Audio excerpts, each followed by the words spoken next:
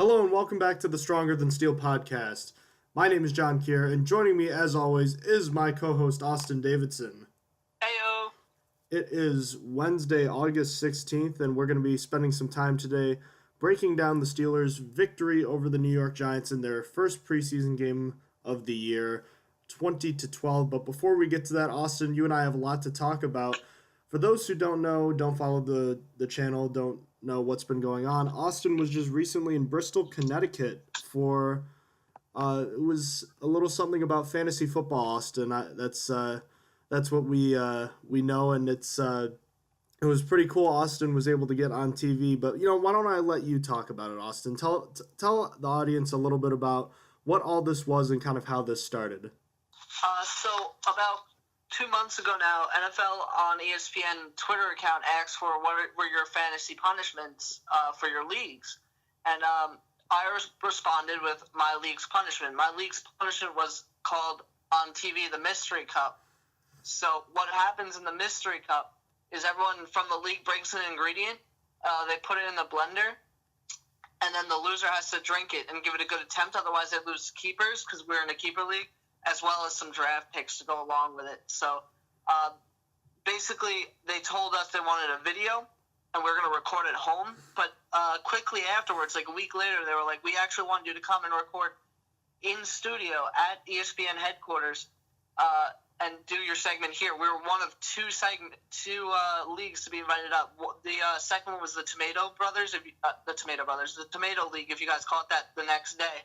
So we got really lucky. We got shown around. We got to talk with we actually had a conversation with Matthew Main. He actually came and talked to us. He was a really chill dude. Our segment host was Adam Amin. He's also a host. He was really cool. And that's about it. But as far as the cup goes, it was really gross.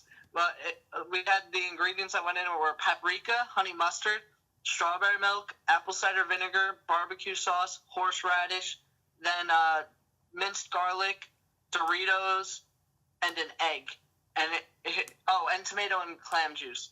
And it was just nasty. Oh my goodness. Well, I can tell you from watching on TV, Austin, it did seem pretty nasty. And so are you the one that tweeted out to ESPN, responding to them, or was it one of your friends in the league? Oh, I was the agent. I got everything hooked up. I spoke with the feature analyst. That's who I got in contact with. I got Luis Aldea. He is the feature analyst for ESPN, and he got us there and stuff. So how did it go about when you were talking to everyone in the league? Was it was it really sudden? How did they react to all of this? Well, before draft day, I told them that we were going to be recording. And then when I figured out that they invited us up to Bristol, Connecticut, I kept it a secret until draft day. And so before the draft began, I just kind of stood up and was like, guys, I got something cool to tell you. My commissioner knew. I let my commissioner know that I had big announcement, and I told him, but I was going to announce it there.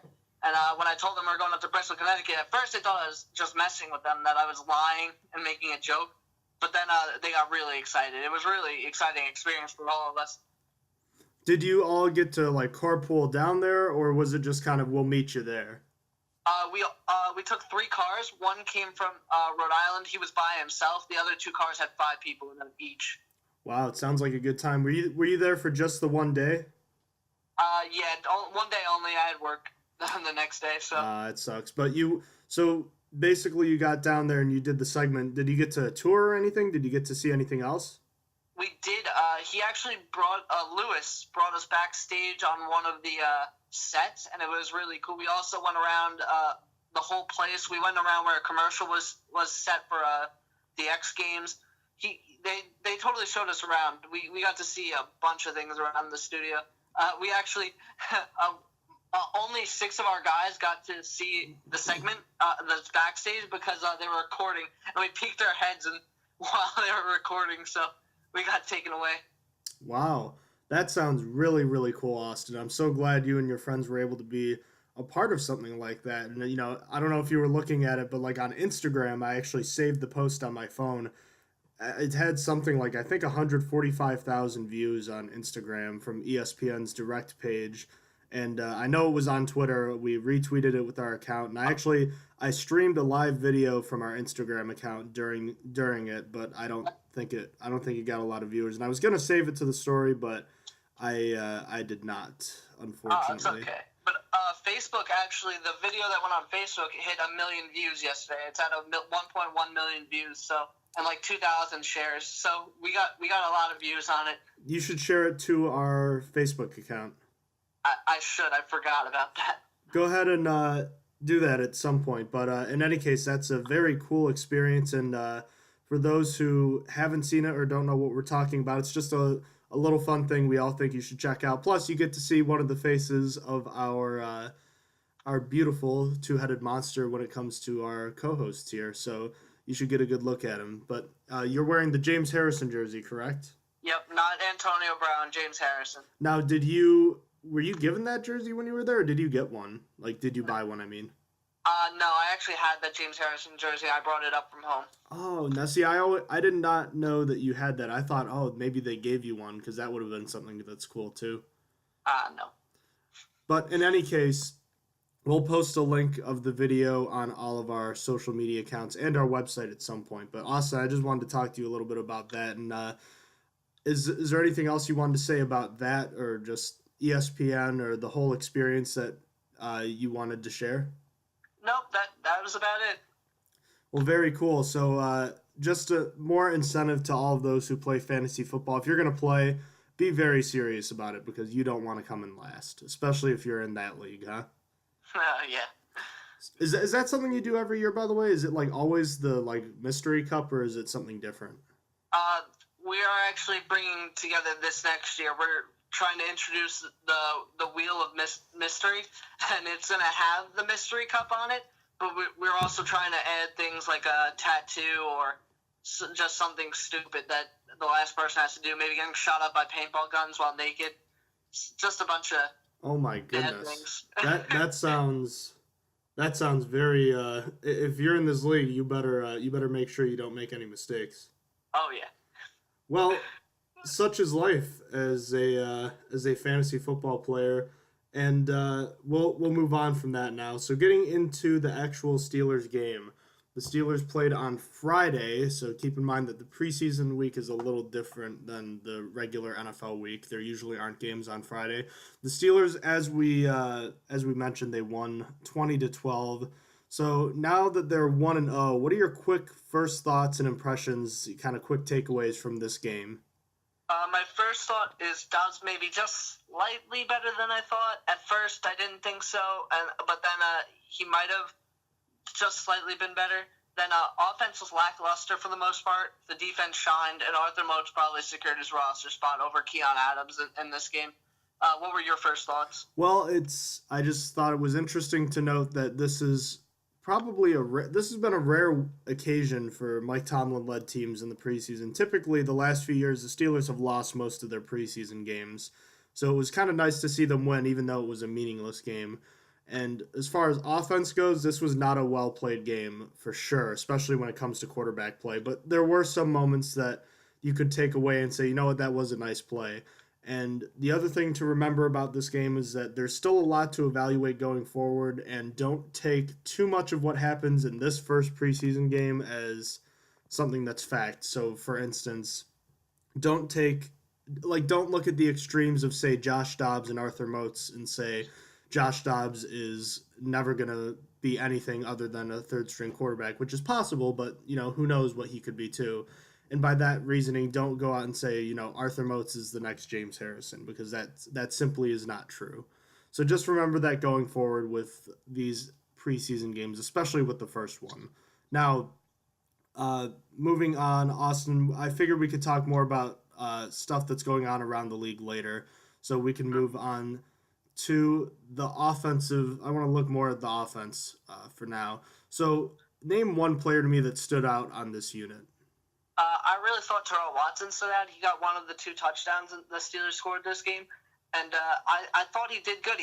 His touchdown run was for 15 yards. I think he averaged like around 4 yards a carry, and that's not amazing, but it was pretty good since he's the 4th-string running back at the moment behind Le'Veon, behind He actually might be fifth string now Fifth that I string, think about right? it.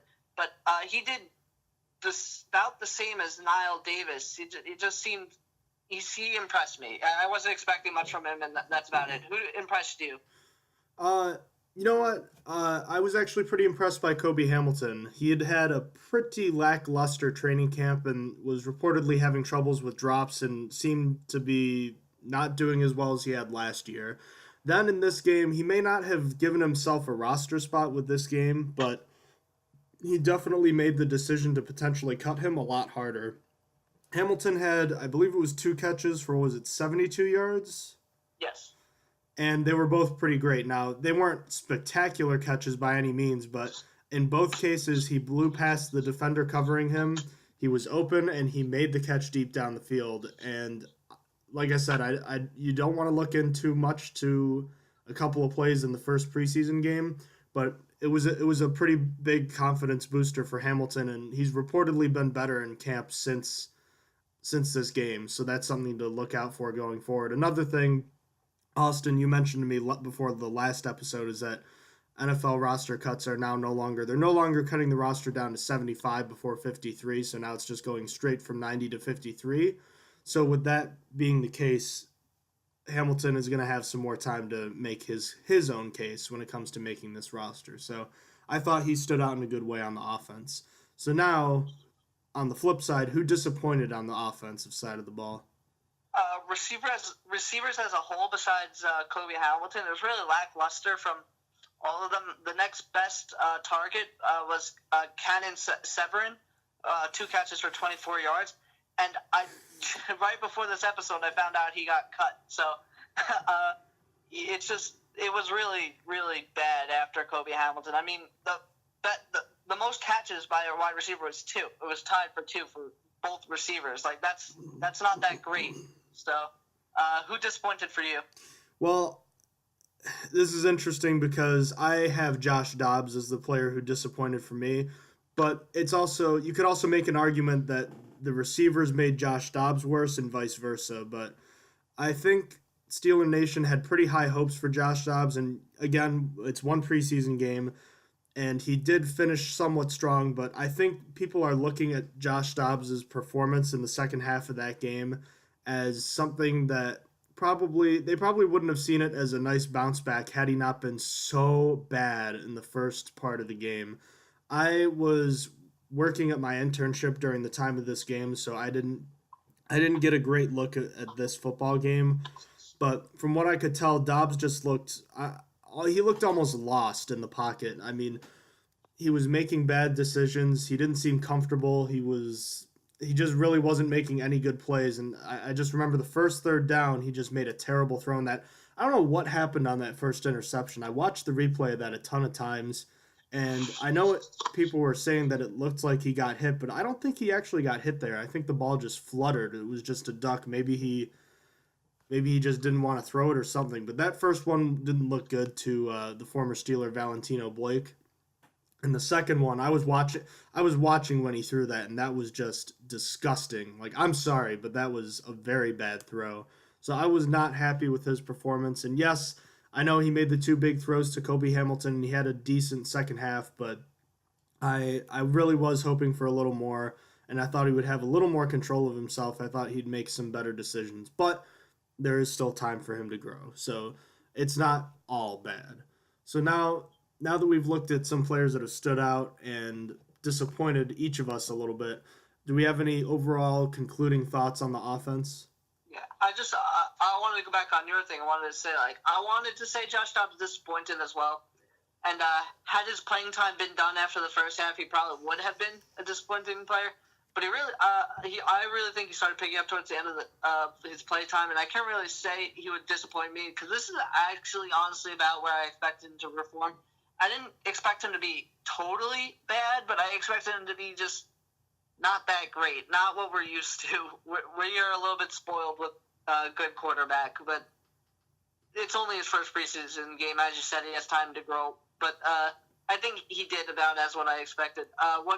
Do you have any overall thoughts or anything else to add about this game? Yeah, it's just, with most preseason games, especially the first one, the first actual game teams play during the NFL year, it wasn't clean. And for the Steelers, the passing attack was awful for the most part. Bart Houston was bad on his own. To be fair, Cameron, what's his name? Cameron Severin? Yeah. He dropped a ball that was thrown right at him. Oh, by the way, I wanted to say that Josh Dobbs did have one fantastic throw that, or play rather, that was called back due to a penalty. I think you remember this, the play to Xavier Grimble that was a touchdown, but I believe was called back for holding. Yep.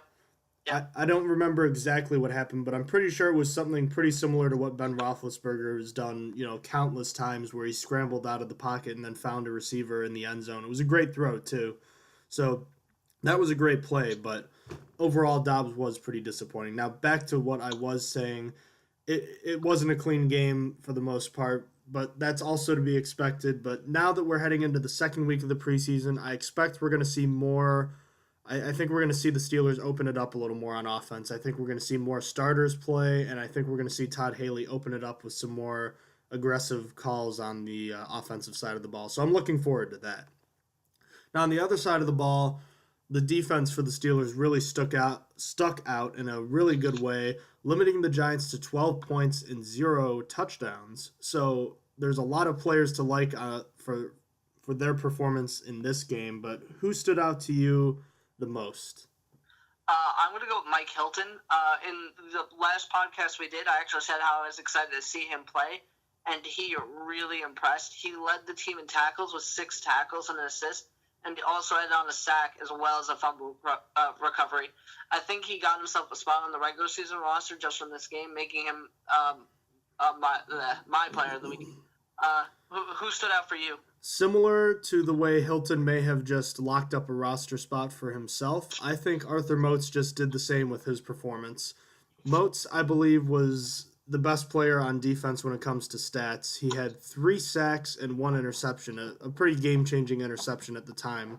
Moats was someone that seemed to be maybe on the outside looking in, or at least on the bubble for the Steelers roster, someone who isn't a great special teams player and is a backup, but he showed probably the most important thing about. I think the saying is the best. It's something like the best ability is availability, and that's something that Arthur Moats has always been, at least in his time with the Steelers. He's been a reliable player week in and week out. He's been there, even if he hasn't been great. And this week he was. He did what he was supposed to do against backups and players of that nature, but he showed why he is an NFL player and why he's stuck around for such a long time. So I think that Arthur Moats stuck out in a big way. Now, on the flip side, who disappointed you, Austin? I actually am going to go with no one. I thought the defense played really well, and there's no one I feel like I could single out and say really disappointed me. Almost everyone played to where I expected them. I really don't think there's anyone that had a set of bad plays. Like every once in a while, every player's going to have one bad play, but I can't say there's a player, wow, this guy did awfully the whole game. What do you think? I tried pretty hard to find one player that disappointed, but it's pretty hard to do that when you don't give up a touchdown.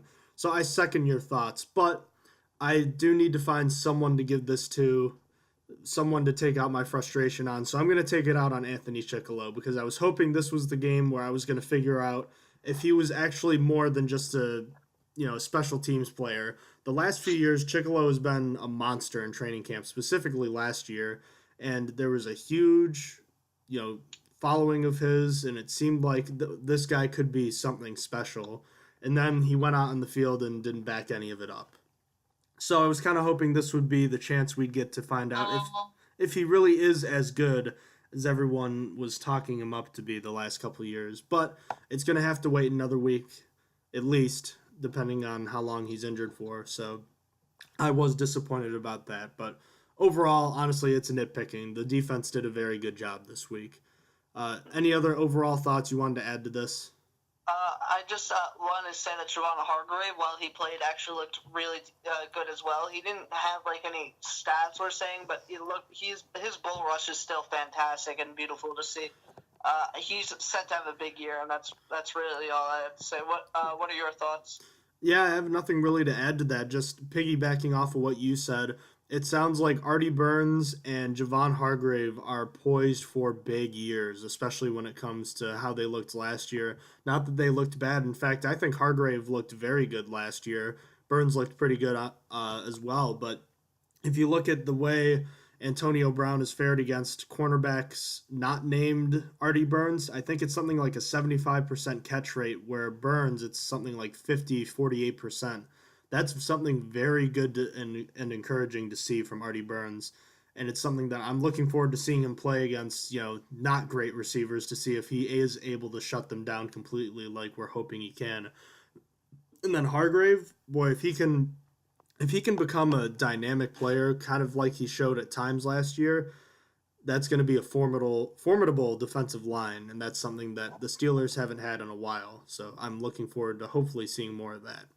So now we can move on. We're not going to take a long look at this one, but we did want to take a little bit of a look at special teams, namely the three specialists: long snapper, punter, kicker. Is there really anything worth noting from their performances?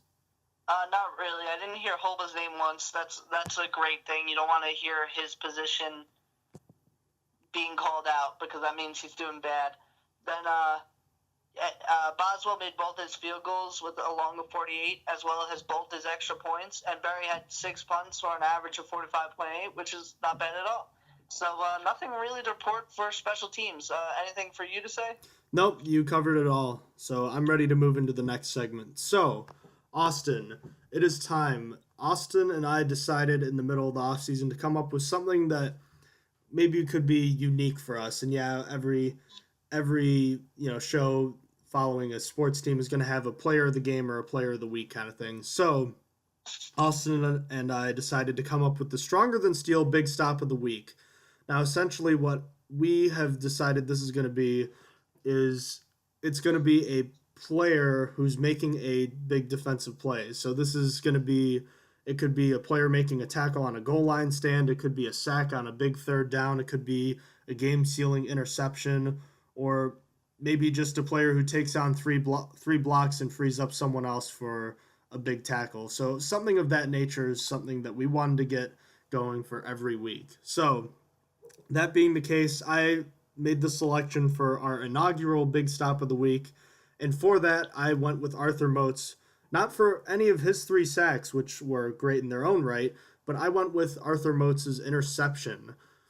The situation, the Giants were leading 12-10 late in the third quarter and had the ball around their own 30-yard line. I believe it was Geno Smith threw a ball on a little out route, and Arthur Moats caught it, and he returned it. I believe it was something 15, 20 yards, and that set up a Chris Boswell field goal that gave the Steelers a 13-12 lead, and the Steelers scored a touchdown on their ensuing drive to put the game away.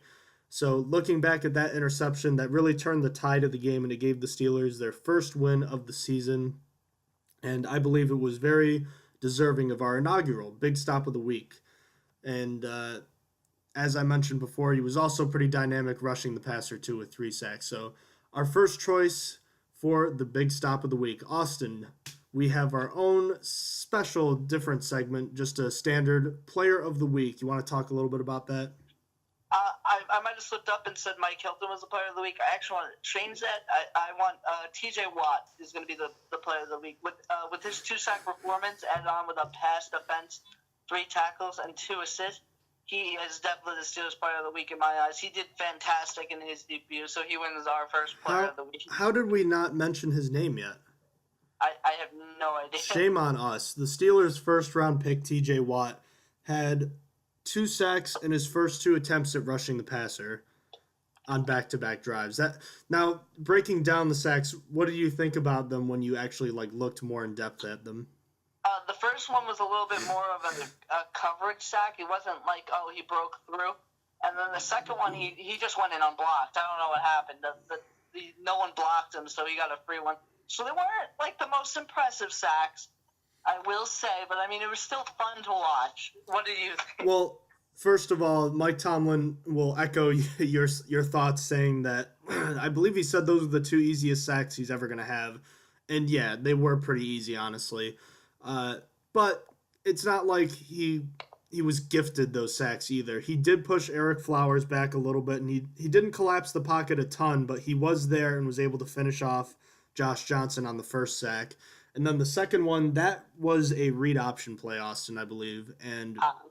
I believe it was a read option pass, and it's hard to tell because I no longer have the NFL Game Pass, so I don't have access to watching the all 22 replays of this. But from what it looked like to me, it seemed like this was a read option, pass option kind of thing where he could either hand it off or fake it, keep it, and then throw it. So he obviously chose to throw it, and that what that means is Watt just made a great read on the ball. He saw the quarterback keep it, and he went right after him and showed some great athletic ability in being able to make the sack right away. So yeah, maybe they weren't running through the offensive tackle, getting around the edge with the strip sack kind of thing, but it was still impressive nonetheless, and that was something I was very happy to see, especially since T.J. Watt he's kind of my guy. I've always been very high on him. I